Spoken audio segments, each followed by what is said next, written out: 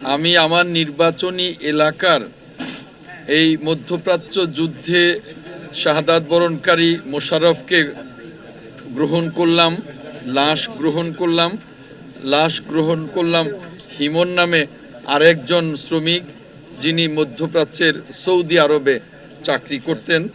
আমি ধন্যবাদ জানাই প্রবাসী কল্যাণ মন্ত্রীকে, ধন্যবাদ জানাই পররাষ্ট্র প্রতিমন্ত্রীকে, ধন্যবাদ জানাই।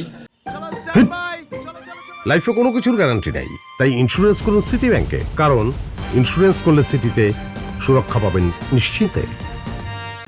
এখানে যারা সিনিয়র সেক্রেটারি আছেন, সিভিল এভিয়েশনের চেয়ারম্যান সাহেব সহ অন্যান্য কর্মকর্তা বৃন্দ আছেন, আপনারা যারা সাংবাদিক আছেন, আমার নির্বাচনী এলাকার এই দুটো পরিবারের সাথে আমি কথা বলেছি, দেখা করেছি।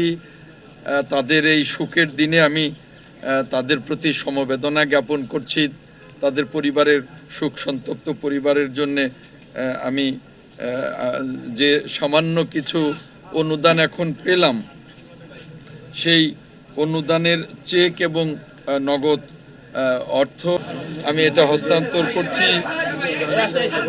সাথে একটা চেক হস্তান্তর করছি এবং সাথে আরেকজন হিমনের পরিবারকে আমি একটা চেক হস্তান্তর করছি।